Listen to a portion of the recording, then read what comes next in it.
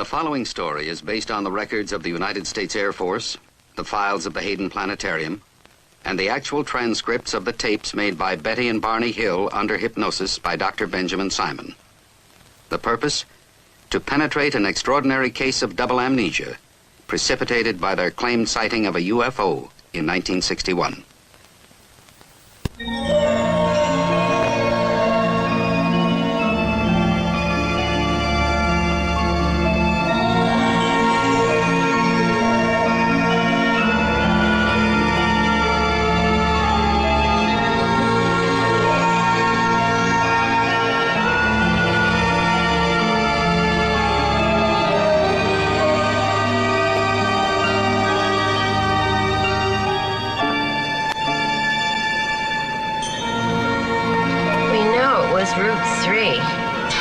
Off Route 3, and we've been on every single... Side road, dirt road, dead end, and there's no road, there's no clearing, nothing.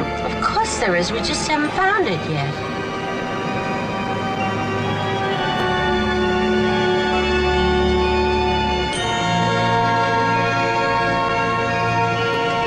Left or right? I don't know, let's try right. I saw the thing. I knew I saw the thing, but if my best friend told me he'd seen it, I'd say he was crazy. Benny, there have been UFO sightings all over New Hampshire. Are you saying they're all nuts, all those people? Maybe, yeah, maybe. And it's crazy to keep coming back here. It's like a compulsion, like some of those people you deal with at work. Compulsive gamblers, compulsive wife beaters. What does that make us, compulsive travelers? What's so bad about that? Because we only travel to Indian Head. We only travel Route 3, looking for a road that doesn't exist. How many times have we been back here, Betty? 7, 8 times. You always end up exhausted and fighting each other. I don't want to fight with you, Betty. Let's not come back. Let's just decide not to come back again. Ever. But we will, you know. Well, you know. Oh, it's funny how we do that. Say the same thing at the same time.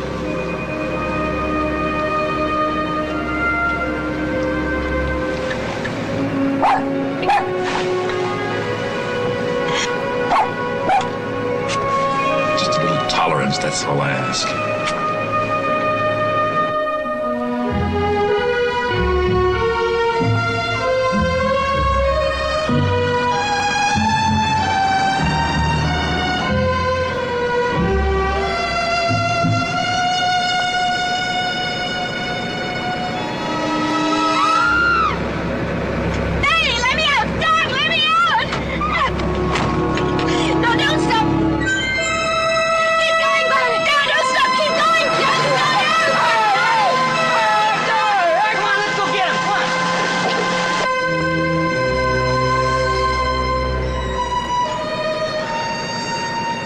The moon sitting on the ground.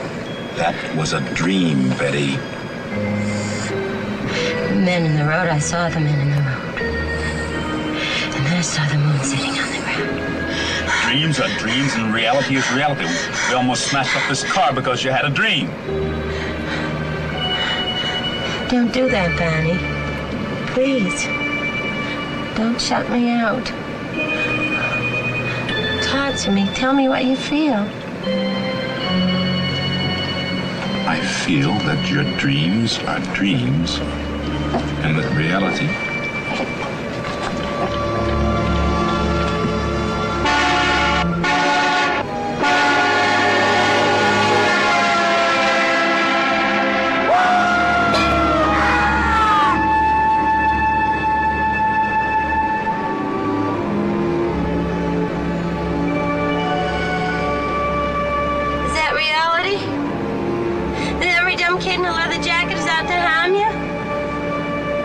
talking about?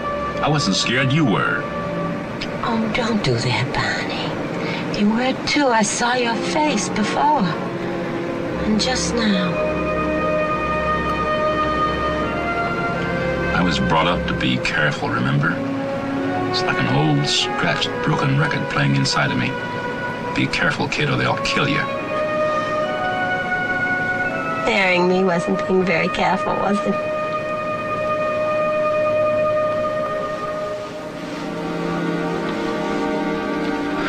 I loved you so much, I forgot to be careful. First time in my life, throughout careful.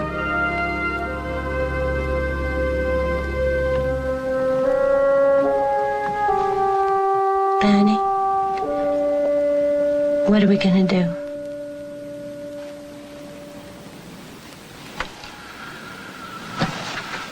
How do I know this thing happened? How do I know I wasn't just seeing things?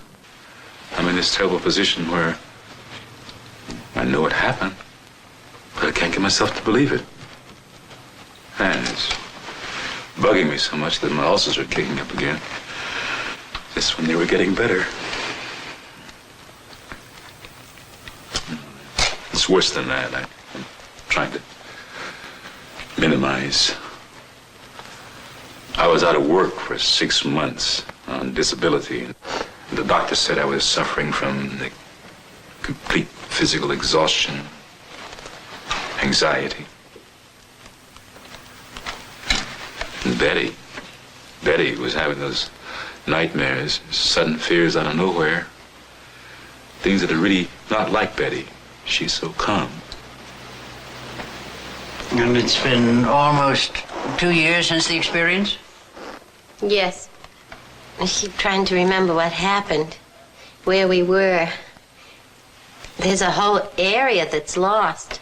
36 miles in there. Between the time we saw the UFO or whatever and when we heard the beeps. Now, Concord's about where you heard the beeps. There's a beeping sound. Beep, beep, beep. Is there something shifting in the car? I don't know. Uh-oh. Do you think that thing is back again? How strange. Wait a minute. I wonder if I can make the car do that myself. It was at this moment, beeping, when your memory returned. It's a time previous to this that you can't remember. Yes, Dr. Simon, that's right. I see. We go back there. Weekends, holidays, whenever we get a chance. We were just there a couple of days ago. The 2 Indian head, you mean? Yes, trying to find... I sort of woke up from a daze and saw the sign, Concord 17 miles. Suddenly, Concord. It was so strange.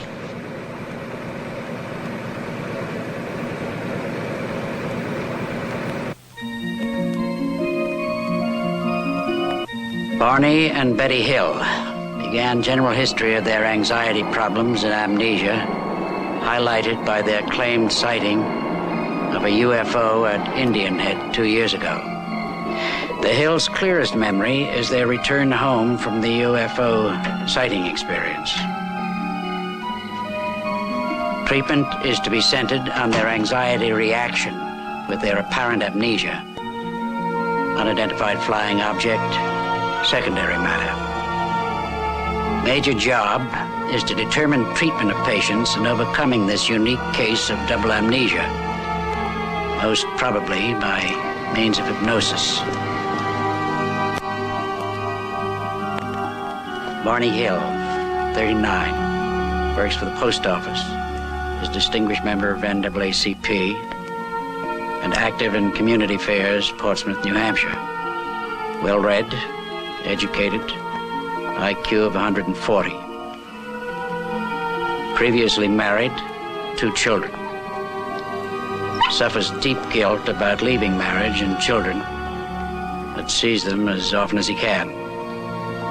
Also suffers from childhood of racial strife.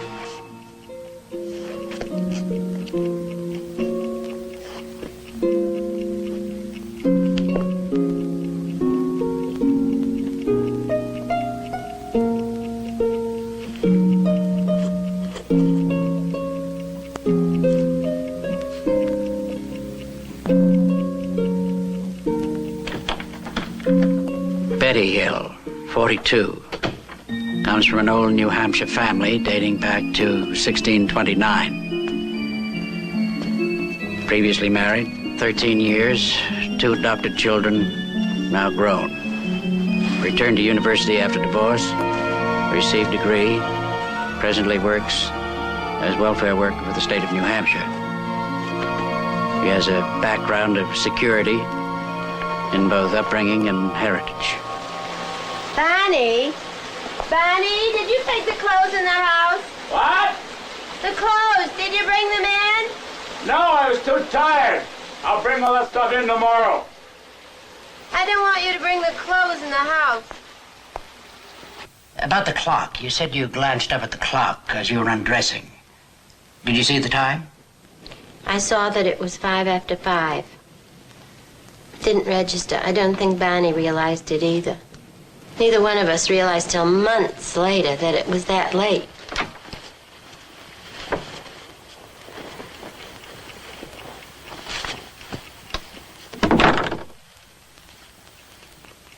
Wasn't that strange, Bonnie? Whatever it was.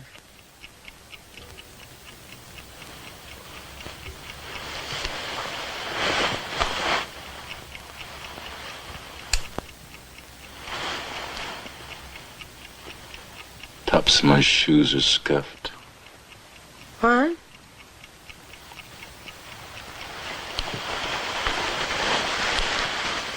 Tops of my shoes are scuffed. I don't understand. How could that be? I don't know.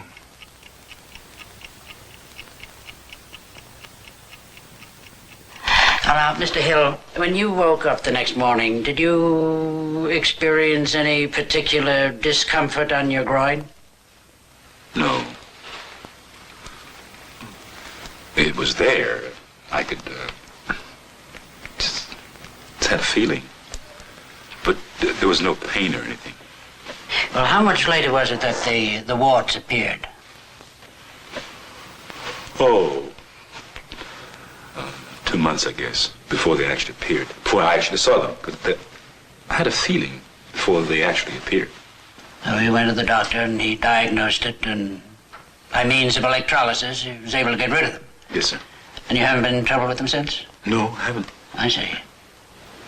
Now, please, continue.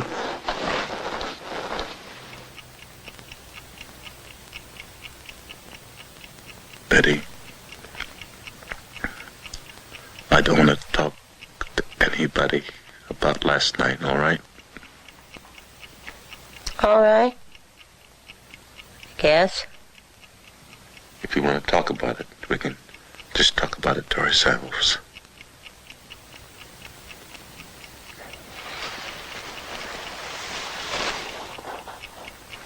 But we can't just not talk about it, you know. I know that. I want to talk about it to you. I don't like feeling alone with this thing. You're not alone with it, love. How could you be? We wondered about it, and we talked about it, and then I asked Bonnie if he thought we could draw what we saw. And he didn't want to do that. But Betty found a way to talk me into it. Well, I'm good at that. And then when the drawings were identical, well, Bonnie thought they were only similar. I wanted to call my sister, and Bonnie didn't want me to do that. He got angry. And then when she wanted me to check for radiation, Bonnie got really upset. Where's the compass? Where's the compass? I don't know what you're talking about, Betty. The compass, where's the compass? I don't know where it is. How am I supposed to know where the compass is? Come on, Bonnie, you're a big help. It's in the drawer where it always is. Why don't you look before you ask? It's always there in the same place. Betty, listen. I think you're getting too excited about all this, and I think you better calm down. I think we just better forget about all this. Bonnie, would you please come outside and look at the back of the car and see what happens to this compass? Janet says a compass works like a Geiger counter. And if the car has any radiation... Oh, Betty, it's all so ridiculous. A car is made out of metal, and any metal would attract a compass. The compass just went crazy. Near the trunk, the spare tire. Not near the battery, or where you'd expect it to. And there were these strange, shiny spots on the back of the car. I finally got Barney to come out and look at them. I figured if I humored her and looked, she'd calm down. Well, did the spots stay on the car? No, they disappeared. They didn't disappear. At least not right away. What happened is that when I had the car washed, they stayed. All right. Now, let's go on. Janet, it went crazy. Yes, the compass, and there were strange spots on the back of the car. I couldn't call anybody. They laugh at me. No, I'd be embarrassed, and Barney and I decided not to tell anyone, not anyone else. Were you able to deal with that, to live with that? Yes. Well, yes and no. You see, so much of our life was so happy. We'd only been married about a year, and so many things were new, especially for Barney. Why especially for Barney? Well, the only change in my life was that I was married to Barney. I lived in the house where I'd lived for years. I had the same job and the same friends. But for Barney, everything was different. He lived in Philadelphia in what was really an all-black society. And here in Portsmouth, it's pretty much an all-white society. It wasn't just a new marriage for Barney. It was a whole new life and new friends. Barney makes friends so easily. Our best friends then were Jack and Lisa McCraney. Jack's a lieutenant colonel at the Pease Air Force Base, and he and Barney just hit it off. I knew Barney wanted to tell Jack about what we saw. He kept putting it off. But I finally came out with it. The sighting, if it was a sighting, was still gnawing away at me. The sighting itself? No. Whether or not there was a sighting, and whether or not we were seeing things. And Jack just confirmed my suspicion. He said in so many words that anyone that said they saw a UFO was nuts. And that only made things worse, you know. They were our best friends. They were around all the time. We could talk to them about anything at all, except UFOs. That subject was just plain taboo. And those terrible dreams were starting. Had you told Barney about your dreams yet? I'd mentioned them. He had so little time. Barney was working nights in Boston. 60-mile drive back and forth. We were, except for weekends, we were sort of passing in the hallway. It's the moon, you idiot. What are you barking at the moon for? Yes, well, I imagine they were long nights for you. Hard on you. Very long. I keep saying this, though, you know, that we were having so much fun. Barney had joined the Toastmasters because he thought he couldn't speak in public. And he found out he could. Then he found out he could make people laugh. The house was filling up with old joke books and old routines on records. And he'd spring them at the worst possible moments. Not so fast, Rodriguez.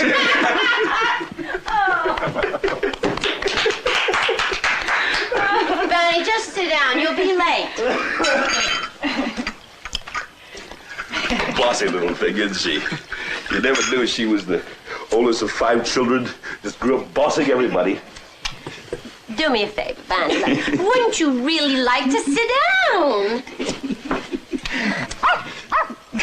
Call off your dog, Bossy. Yeah, just like that, it would change and everything would get terrible. Like that night, Jack and Lisa were having their problems. Lisa knew we thought we had seen something. Somehow we got onto Barry Goldwater. Goodness only knows how we got onto Barry Goldwater. I heard myself saying, you know, the trouble with you white people, Don't call me you white people. Don't ever call me you white people. You can say those white people, but don't include me, Barney Hill. I'm not white, I'm human. well, I didn't ever say that again. No, you didn't.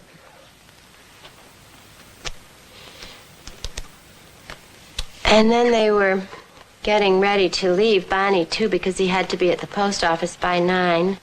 And when they all were saying goodnight, you could have cut the tension with a hatchet. My fellow citizens, let no one doubt that this is a difficult and dangerous effort on which we have set out.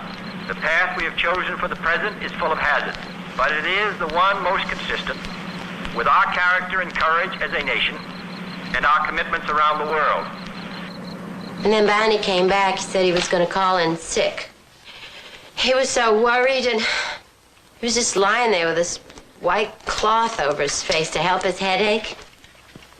Better? Not much. Barney, I want to ask you something. I can't not with that thing over your eyes. It was your idea. This probably isn't the time, anyway. But I really wanted to ask you. Listen, Betty, I was just listening to the news. Barney, I said I wanted to ask you something. This is important, Betty, really important. If they actually do start shooting missiles. Who? Nobody's gonna start shooting missiles, Barney. If they do, and we're not together, if I'm at work and can't get here, now listen to me. What I want you to do is make your way to your mother's house. And I'll manage to get there. Is that clear? Yes. Yes, sure. Good.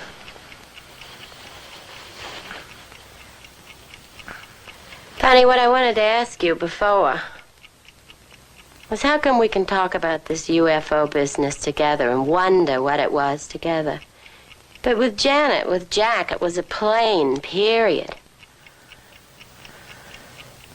With you, I can look like a fool. But with my friends, I can't afford to look like a fool. I got to hate that washcloth. More and more, he'd just lie there with it over his face. Just kept calling in sick. Well, I was sick. The ulcers, the headaches, and I was worrying. I mean, I've always been a worrier, but this is really getting out of proportion. Worrying about things that I didn't have any control over. I really thought we were going to be attacked. By whom? I don't know.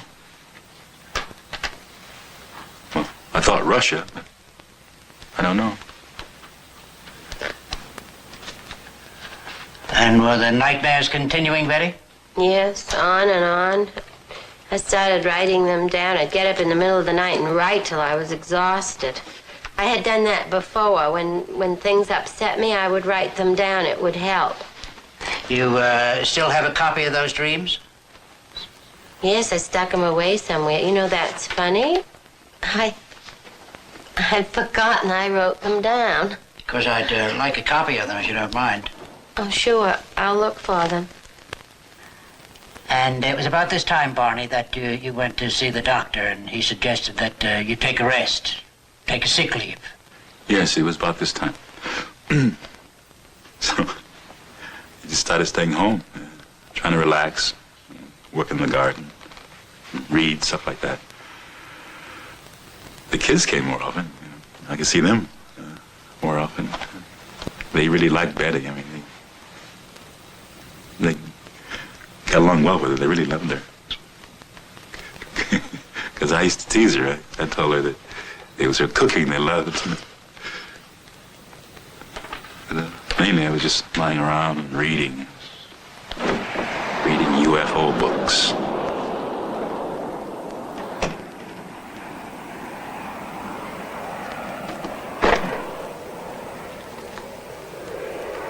Hi. Hi.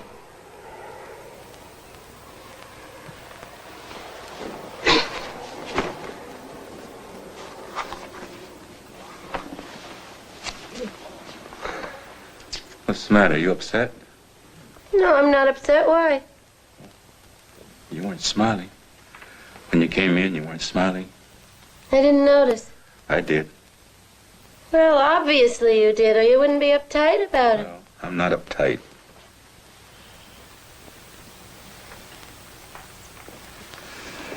Sorry about that. I'm uptight. What about? Well,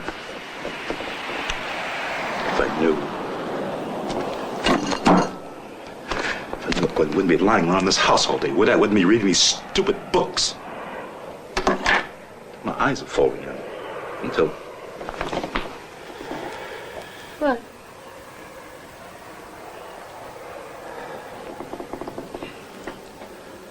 Till I think I'm nuts as they are.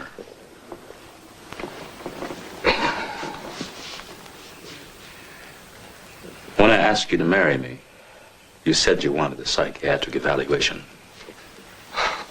But don't laugh, you may have been right. Oh, what do you mean? I mean that your instincts may have been right.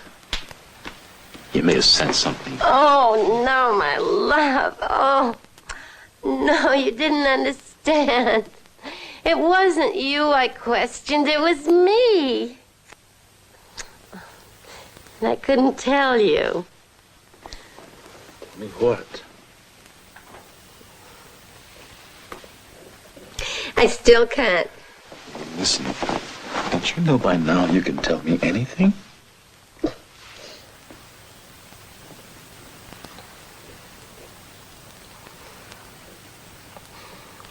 I'm not pretty. Who says? Nobody. It's something I know. Something I've always known. I'm not pretty. And that's nonsense. And what's it got to do with a psychiatric evaluation of me? Oh, you don't understand. I was afraid you thought you loved me. You thought I was pretty because I was white.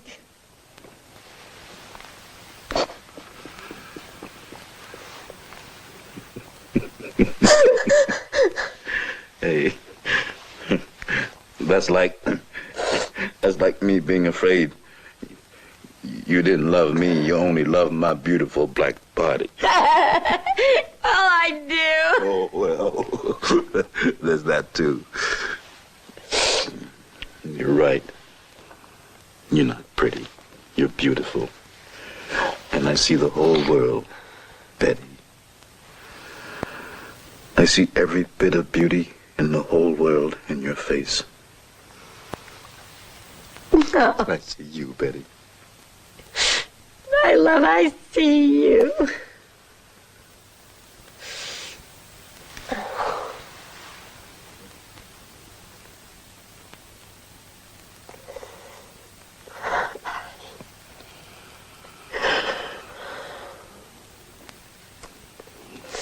This is the way it should be. This is the way it was.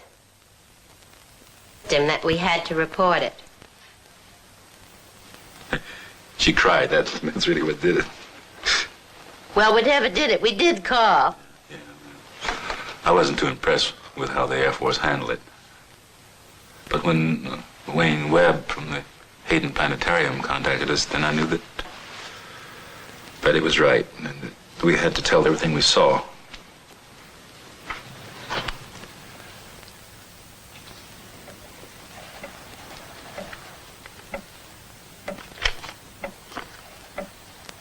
No need for you to be concerned. No need for you to be worried. You are deeper and deeper asleep. You are deep asleep. You will remember everything, and you will tell me everything. It is now September 19th, 1961. You will remember everything, and it won't trouble you. Your memory is sharp now.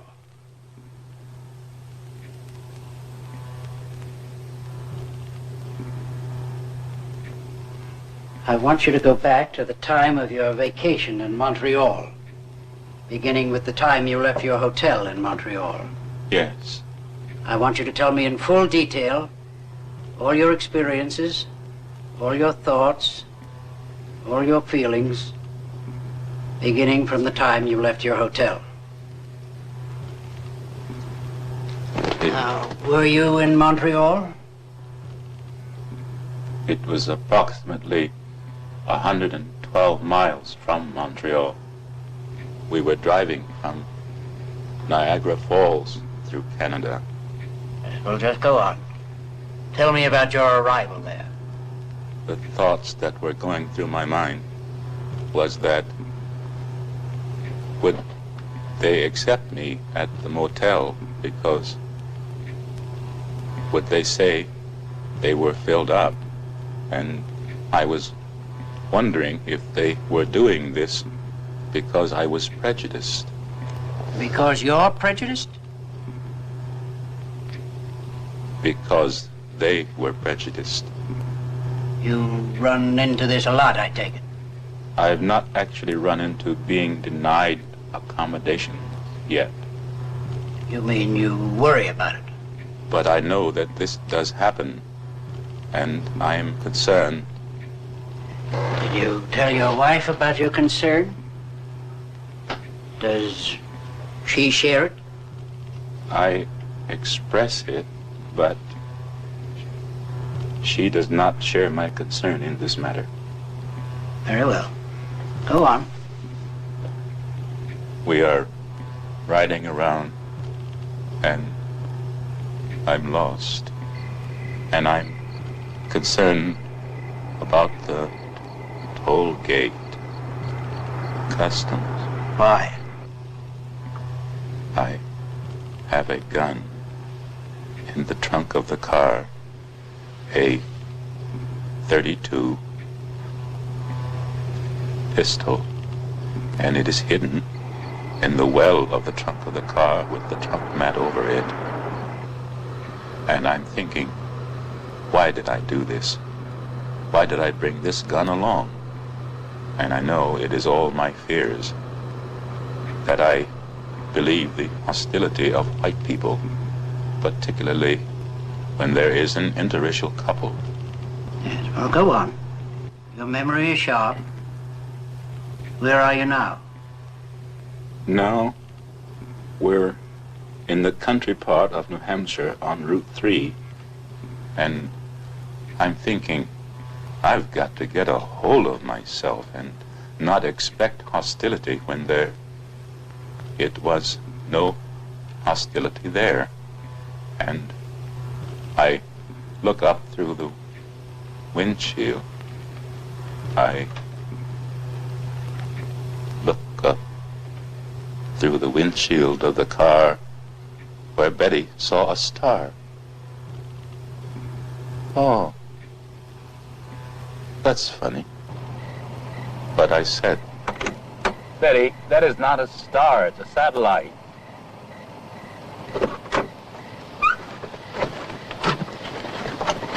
Come on, Dulcie, let's get out. Hurry up, Betty, so I can see. It's not a satellite, it's a plane. Bonnie, what kind of a plane is that? What kind of plane was it? It is right over my right, and it does not go where I thought it would go. Bonnie, I'm asking you a question. What kind of a plane is that? Oh, that's funny. It was funny. They're coming around Toward us. They're changing course. Just a Piper Cub. Bonnie, it's not a Piper Cub. You saw a small plane. Bonnie, that's not a plane. It's still following us. Bonnie! Where are you going? I just want to see it. Still there. It's coming closer. It is not. It is not coming closer. It's just way up there. Betty, what are you trying to make me believe?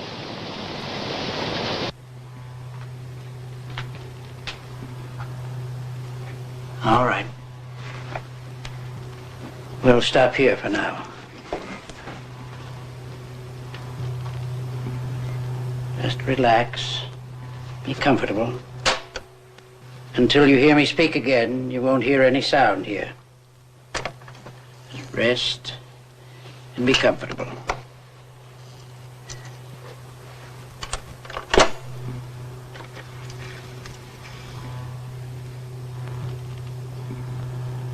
All right, you may proceed now. And I am wondering, why doesn't it go away? Do you still think it was a small plane? And I'm wondering why these pilots, why they shouldn't do that. They shouldn't do that. And I can't hear any noise. And I think this is ridiculous. I can't hear any sound. And I want to get back in the car and get out of there. I gotta get out of there. And it is still coming around towards us. And I look up and down the road, and I think how dark it is. And I think, what if a bear were to come out? And Betty is looking. I think she said, and I'm mad with her. I think Betty is trying to make me believe this is a flying saucer. And I am wondering, why doesn't it go away? I want to wake up. You won't wake up. You're in a deep sleep. You can go on.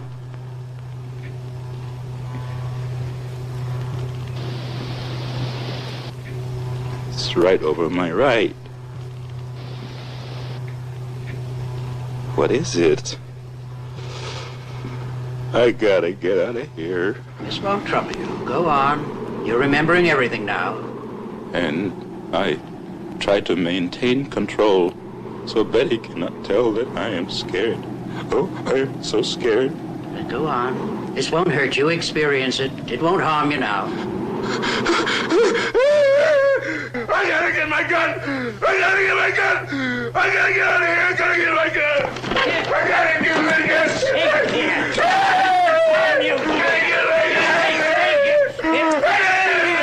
Nothing can harm you here.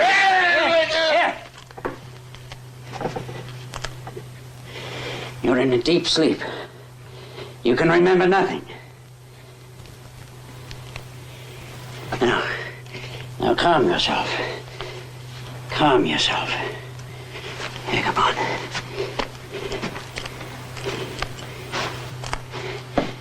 Now come on back. And sit down.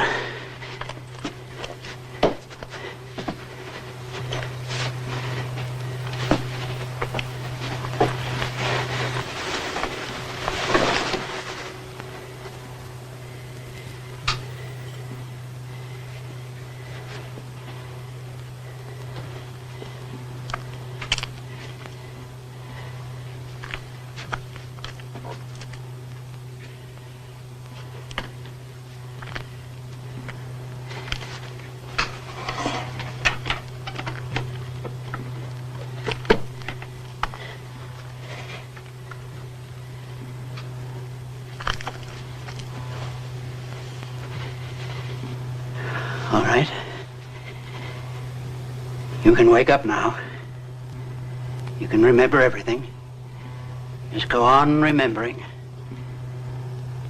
There's no need for you to cry out. You're calm now. You still feel you have to get your gun? Yes, It meant to harm you, you felt? yes. And I open the trunk and I take it out and I put it in my coat. And I look and I say, I'm not afraid. I'm not afraid. I'll shoot it down. And I run out across the road. And There it is, up there.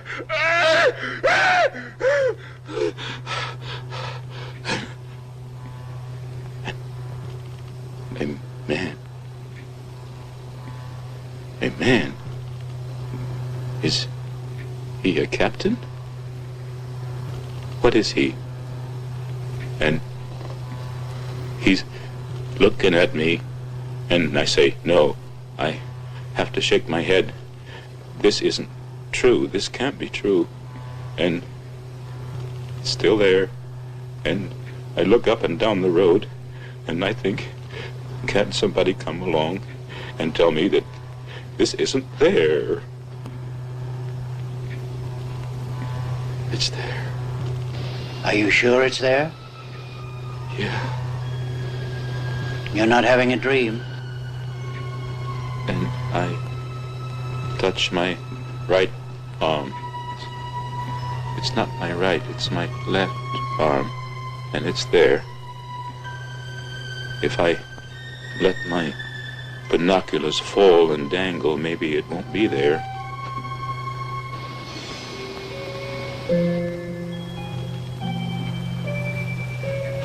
But it's there. Why? What do they want? What do they want? And this one person looks friendly to me. He's friendly looking. And he's looking over his right shoulder at me, and he's smiling, and he's friendly. But the other one, with the evil face, he looks like a Nazi. He's a Nazi. Did he have on a uniform? Yes. Did they have faces like other people? His eyes are slanted. Oh. His eyes are slanted. Oh. I feel like a rabbit. What do you mean by that? When I was hunting for rabbits in Virginia, this cute little bunny went into a bush that wasn't very thick, and my cousin Marge was on one side of the bush, and I was on the other with a hat, and this poor little bunny thought he was safe, and it tickled me because he was just hiding behind this little stalk that meant security for him. And I pounced on him and threw my hat on him and captured the poor little bunny that thought he was safe.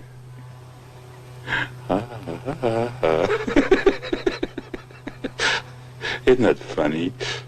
I thought of that standing out there in the field. I'm that bunny. I'm gonna be pounced on. I'm that bunny. This creature is trying to tell me something. I can see it in his face. Are its lips moving? No. His lips aren't moving. But he's looking at me and he's saying to me, don't be afraid. Did you hear him tell you this? No. You felt he said it? I know. And he said, just stay there, he said. And he's telling me not to pull the binoculars away from my eyes. And oh, God, give me strength. I'll fight it off. I'm not afraid. And I run out across the road, and there it is, up there. Oh, those eyes. Oh, can't I please wake up? Just a little longer. You'll get through this, all right. I don't understand. The eyes don't have no body. They're just eyes. Oh, that's what it's got to be. It's a wildcat up a tree. Oh, That's what it's got to be. Oh, I know. It's the Cheshire Cat in Alice in Wonderland. It disappeared too, and only the eyes remain. Oh. You don't seem to be frightened anymore. No, they're not gonna do anything bad. Just floating about. I'm that bunny. I've been captured, but just floating about. It's so ridiculous, isn't it? Oh, really funny. I wonder where they come from. They're not gonna do me any harm. I wish I could go with them. Oh, what an experience to go to some distant planet. Maybe this will prove the existence of God. Isn't that funny? To look for the existence of God on some other planet.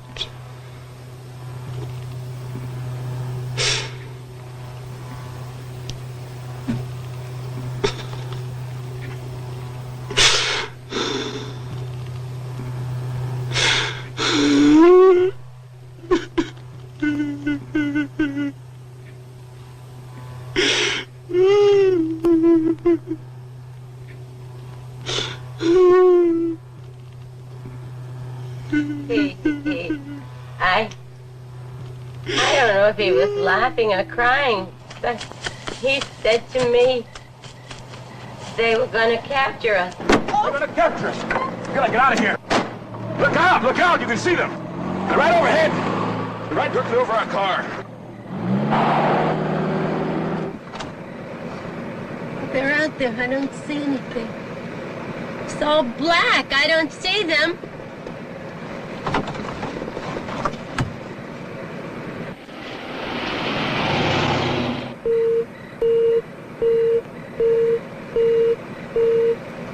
What's that? What's that noise? I don't know. Now, just a moment. This was the first series of beeps, when your amnesia begins. I don't want to. There was the second series of beeps, when your memory returned. I don't know. Well, you will remember, clearly. But my mind's blank.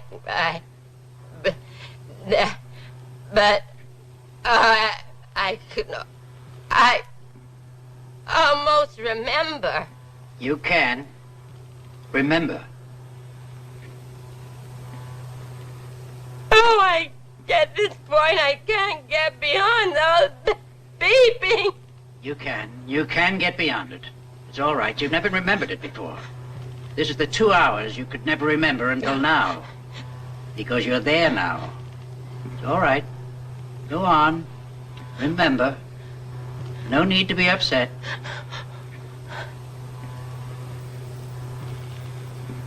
I'm not supposed to. Not supposed to? Who told you you're not supposed to? They did. All right.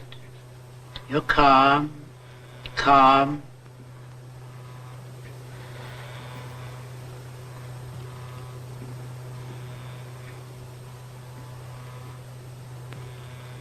We're driving along.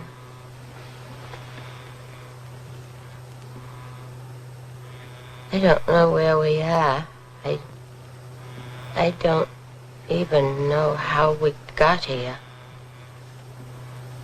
Barney and I, we were driving. I don't know how long. I don't know how long. We haven't even been talking. I was just sitting there, feeling that something's going to happen. I'm not really too afraid. Except now I am. That time I didn't feel afraid. Why are you crying if you're not afraid? I'm afraid now. But then I wasn't afraid. I was afraid. I was afraid when I saw the men in the road. The men in the road? I've never been so afraid in my life before. Tell me about the men in the road. It's all right. You're safe here. Tell me about the men in the road. Betty, don't fall asleep. I want you to stay awake so you can remember. Tell me about the men in the road. It's all right. You can go on now. I don't know what happened. You can remember everything now. What did these men look like? Did you see their faces? No. How were they dressed? Did they have on a uniform or ordinary clothes? I couldn't say. I don't know. I can't remember. I'm not supposed to remember. All right. Your memory is sharp now. You needn't worry. You can remember everything. Now tell me what happened. What are you thinking now? I'm thinking I'm asleep. Asleep in the car? I'm asleep and I've got to wake up. I don't want to be asleep. I keep trying to wake up. And then I open my eyes. I'm walking through the woods. I open my eyes quick and I shut them again. And Barney is behind you? There's a couple of men behind me, and then there's Barney. There's a man on each side of him. And my eyes are open, but Barney's still asleep. He's walking and he's asleep. And then I begin to get mad. And I said to myself, who the heck are these characters and what do they think they're doing? And I turn around and I say, Barney, wake up. Barney, why don't you wake up? And I'm getting really annoyed at Barney. And I say, Barney, wake up. Is Barney his name? And I wouldn't answer. And then the leader, there's no reason to be afraid. We just want to do some tests. And then when the tests are over, we'll take you and Barney back to your car. You'll be on your way back home in no time. And then come to a clearing. And there was, I wish it were light so I could get a better picture of it. There's a ramp to the door. The object was on the ground. The moon sitting on the ground. The object was on the ground? I think that's the same one I saw in the sky. And I thought it was the moon. We go inside, and there's a corridor to the left.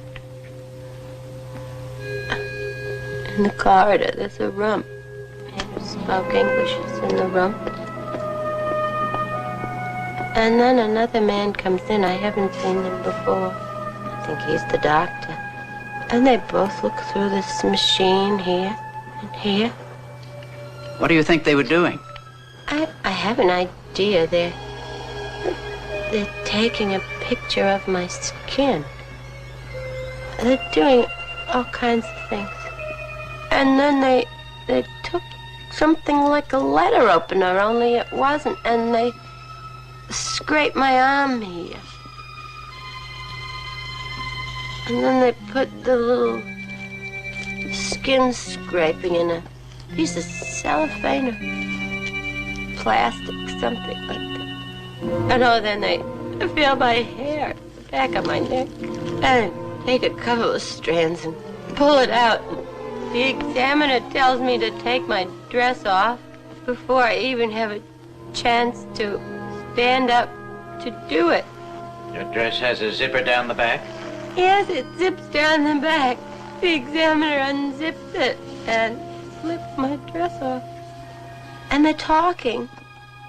I don't know what they're saying. I couldn't understand that part. I want to do some tests. I want to test your nervous system. I don't know how our nervous systems are, but I hope we never have nerve enough to go kidnapping people off the highways as you've done. I'm lying on the table.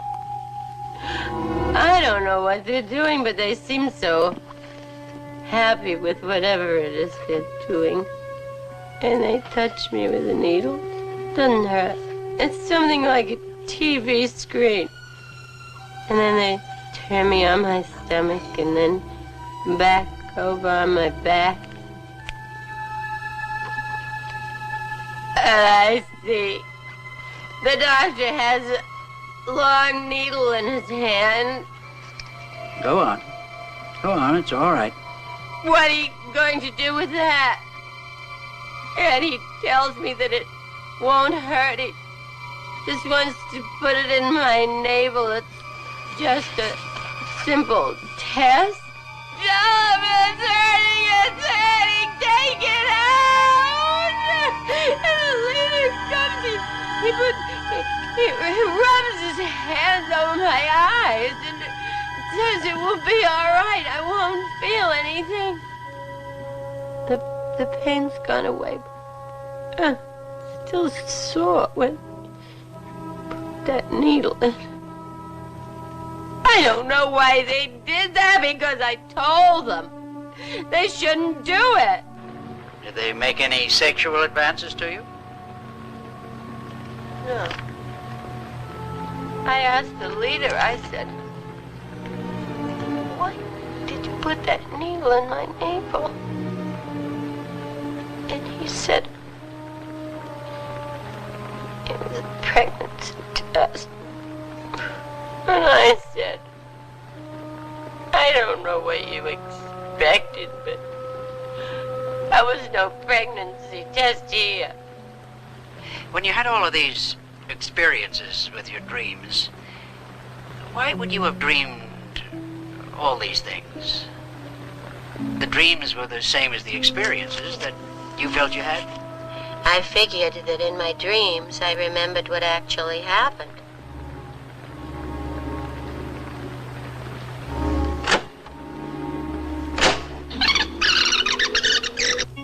Did these men speak to you? Only the one I thought was the leader. What kind of language did he use? He did not speak a word. I was told what to do by his thought, his thoughts. And I was always aware that somehow there was something peculiar, which is the absence of a mouth.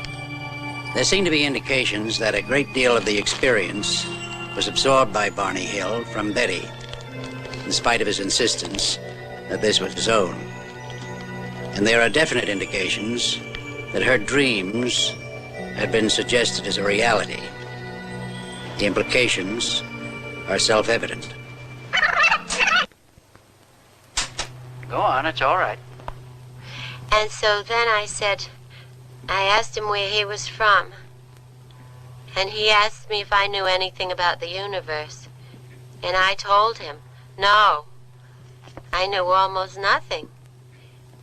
But don't judge this country by me. There are people who do know all about the stars. And there was this one big circle, and it had a lot of lines coming out from it. And then to another circle, quite close, but not as big. You think you could draw the map? Yes, I think so. He said these were places they went to occasionally, and the broken lines were expeditions. And I asked him again where his home port was, and he said where are you on the map? And I looked. I laughed and I said, I don't know.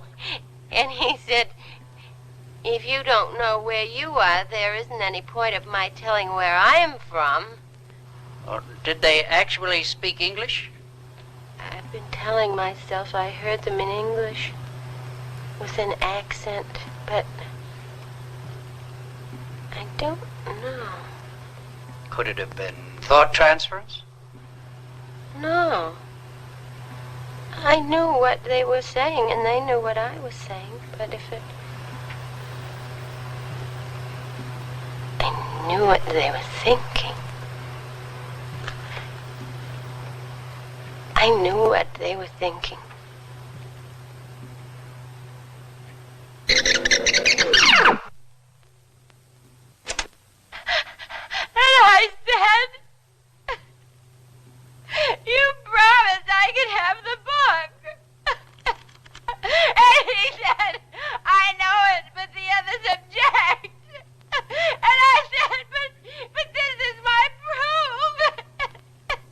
And he said, that's the whole point. They don't want you to know what happened. They want you to forget all about it. I won't forget about it. You can take the book, but you can never, never, never make me forget.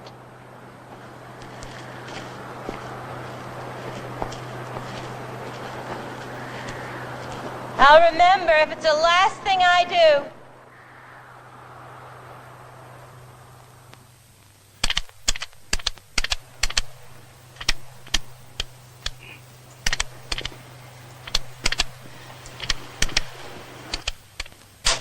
Why do you think they were examining your skin? You suppose it was because your skin and Barney's skin were of a different color? I don't know. I think it's because their skin and mine were different. And I started to get out of my car, and I felt myself supported by two men, and my eyes were closed. Now, just a minute. Didn't Betty tell you this? No, Betty never told me this. But didn't she have dreams of this and talk to you about them? Betty said that we were inside a UFO in her dreams, not how we got there. Yes, but didn't she tell you that you were taken inside? Yes, she did. Well, then she told you everything that was seen inside and about being stopped by these men? No, she did not tell me about being stopped by the men. She did not have this in her dreams. I saw this.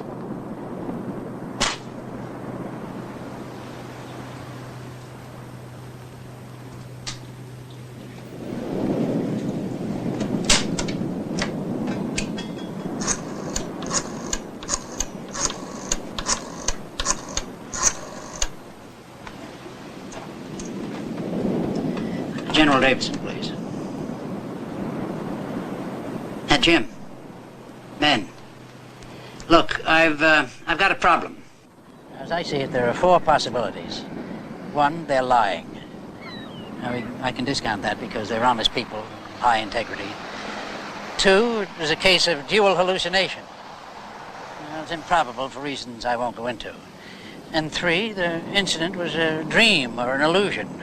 Now this, I intend to explore further. What makes you think it was a dream? Well, I didn't say I thought it was a dream. I said I'd explore it further. You know, I remember you saying exactly the same thing about a young lady in freshman biology that you thought you were in love with, that you wanted to explore that. All right. Now, the reason I'm going to explore it further is because a background existed.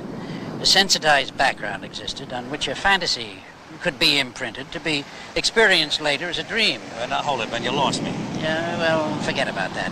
I can't discuss the personal aspects of this. But what I really want to know is the sighting of a UFO probable? More important than that, has there ever been an actual case of an abduction aboard a UFO? Is that possible? Do you want the official Air Force position, or... Well, I want whatever you can tell me. All right. The official position is, we don't know. Now, you think you could take that a step further? Yeah, but not too much. Because each year, after investigating about 1,500 reports of UFO sightings, we've come up with a 95% explained natural phenomenon. I mean, balloons and things. Balloons, weather inversions, kooks, and 5% unexplained. Now, that unexplained is never denied. We just file it under the heading of insufficient data. But Ben, as a friend, I tell you, I wonder about that 5%. There are just too many reports, good people, sound people, and we can't seem to find any answers that make any sense. So as for the sightings, yeah, I really wonder about that. But for an actual abduction, now that I never heard of. And offhand, I'd say that it's extremely unlikely. No, I'm not saying that. What I'm saying is, I think a sighting is possible. But an abduction? Ben, I'd have to have an awful lot of proof, an awful lot of facts. So you're saying that without the facts, you'd consider it highly improbable, even impossible? Yeah, Ben, that's what I'm saying.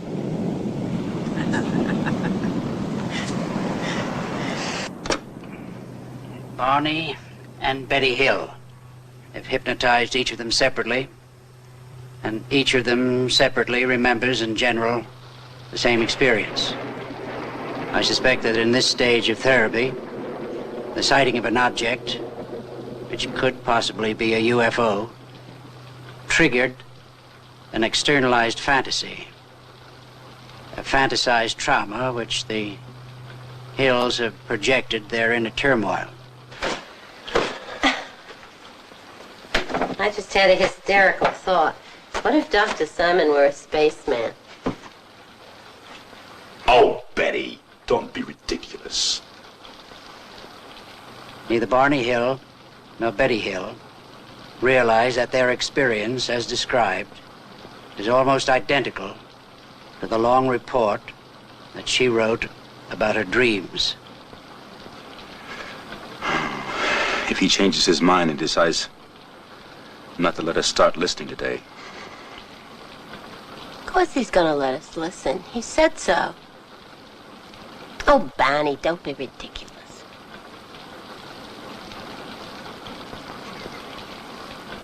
So he asked me, what are vegetables? I just couldn't explain what vegetables are. And he said, was there one kind I liked? And I said my favorite was squash. And he said, tell me about squash. So I said it was yellow usually. And he said, what's yellow? And I started looking around the room. And I couldn't find anything yellow at all. Now, I want to read something to you. He asked questions. What did vegetables look like? My favorite one, squash. What did it look like? I tried to explain the color of it and looked for some yellow coloring in the room, but could not find any. It's from my dream. But I wrote down. Yeah, well, now, I want to explain something to you that you probably know already. The rules that operate for the conscious mind don't operate for the unconscious mind. Things are and are not all at the same time. Now, under hypnosis, what a subject believes determines what is truth to him. Wait a minute. Would you say that again? Well, in other words, what comes out under hypnosis, you believe to be true. It is true for you. But a fantasy or a dream can be as true for you as reality. I said I hoped that somehow we would meet again. Maybe he would come back. And he said, well, he would try. And then they all turned and started to go back. And I get up to the car, and Barney's inside, and I say, come on out and watch him leave. Don't be afraid, Delcy. There's nothing to be afraid of. And so we're watching them leave. And it starts glowing, getting brighter and brighter. It's a large ball, a big orange ball, and it's glowing and rolling just like a ball. And I'm so happy. Suddenly, the ship became a bright glowing object, and it appeared to roll over like a ball, turning over about 3 or 4 times, and then sailing into the sky. There's one thing I don't understand. Suppose it was a dream. Could we have both had the same dream? Well, that's an aspect that's been puzzling me, and no, I don't think you could. At first I thought, because Barney was more ready for a trauma, that he had transferred a fantasy to you. Then I thought, because it seemed more likely, that you had transferred your dreams to Barney. Because Barney is more susceptible. Well, I'm not quite sure how to take that. But I'll tell you something. I don't really care if it's a dream or real, because the longer these tapes play and the more we listen to them, deeper and deeper we get into it, I feel as though something is being lifted off my shoulders. And it's better than suffering with it, you know. All those anxieties and wondering. That's the whole point. The point is to relieve the anxieties. And how do you feel now, Betty? I feel fine. I guess it was just the fear of the unknown had me so scared. And I don't want to be operated on. You don't want to be operated on. What makes you think of an operation? Oh, I just remembered something. I don't know if I went into this detail or not when I was hypnotized. What detail? Well, as I was listening to myself... Oh, I don't know. Maybe it's just psychological. I don't want to hear any more of that for a while. What detail? As I was listening to myself, I remembered what they examined my drawing with. It was a circular instrument, and they pressed down with it. You know that small ring of warts that developed in an almost geometrically perfect circle around my groin? Since the therapy began, it's become a little painful and inflamed around the whole area. And I was wondering, those warts originally appeared way back in 1962 when I had no conscious memory of the events aboard the craft, right? Now here it is, 1964, and they get inflamed. How's that possible? I don't know. It may still be part of a shared fantasy. But I just don't know.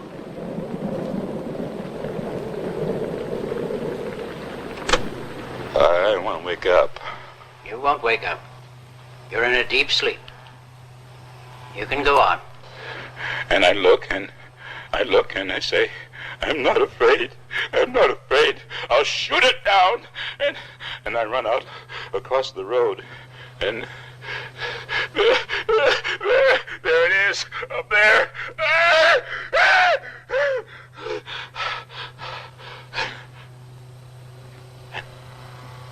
And man,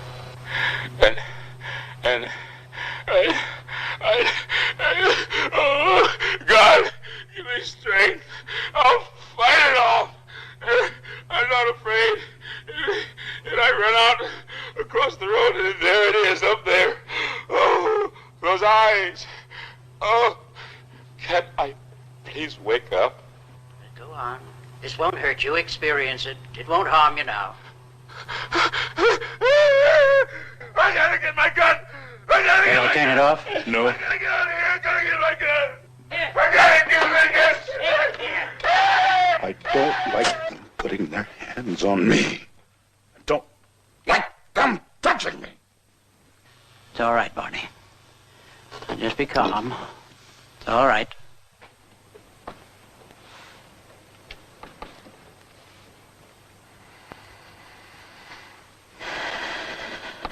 Dr. Simon, I don't want to offend you in any way, you understand?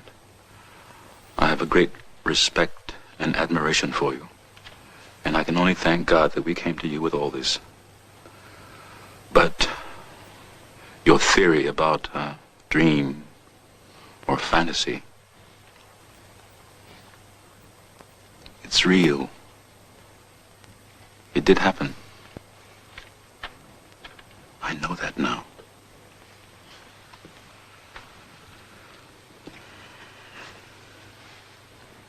I know it.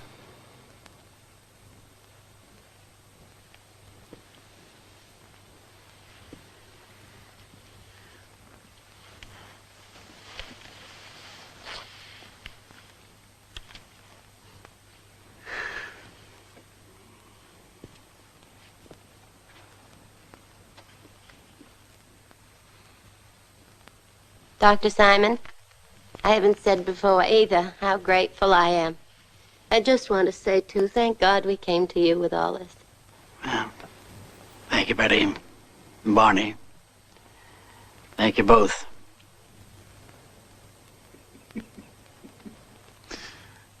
I had the feeling, listening, that I gave you a few bad moments there. Oh, I tell you. His little old heart went pit-a-pat a couple of times. You're a big man, Barney, and going for your weapon.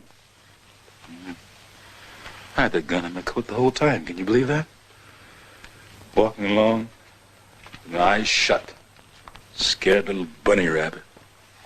And a gun in my coat, and you didn't have a gun, and you're half my size, and you're telling those creatures off. Mindy Mouse. What in the world was I so afraid of? Betty, you had a good time. Well, what do you think? He must have given it some thought.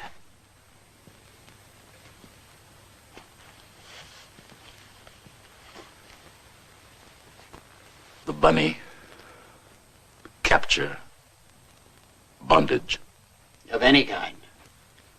Yeah. Of any kind. The dark. The dark? Well, that's all I did, you know. The child is frightened of his dark bedroom. You lead him slowly, gently into that dark, frightening room. Let him touch all the corners, all the objects that seem like monsters, until he knows that those corners are just corners. The monsters are just chairs and lamps. Dark bedroom, spaceship, or the mind. Hey, listen. The next time we go in the dark together, will you please, for Pete's sake, tell me to keep my eyes open? I did. You didn't listen. I will. Next time I will. With active treatment discontinued, Barney and Betty Hill settled down to their routine life. Betty Hill's schedule as a social worker for the state of New Hampshire was both demanding and rewarding. Barney Hill continued in normal fashion at the post office department and increased his community and political activities. He served on the board of directors of the United States Civil Rights Commission, the NAACP, and the Anti-Poverty Program. As their doctor, I felt that their treatment had been successful. The primary purpose, to penetrate the amnesia in order to relieve their anxieties, had been accomplished. The question concerning the real or fantasized aspects of the trauma remains a question. Daddy, you were so silly. And I'm so proud of you. Oh, so proud. Do you remember when we were in the middle of all that mess? We were fighting all the time about just everything. Well, I told you. No, well, first you said that. Well, you know, you were talking about if you had a stroke, and you asked me if I would be all right. I remember. And I told you I wouldn't be. Well, Bonnie, that's not true what I said. I would be all right. You know why? Because you've given me so much love, so much laughter, snatches of song. Last the rest of my life. So I could be alone if I had to. And I would be all right. And you made up for every bit of unhappiness that I've experienced in my whole life.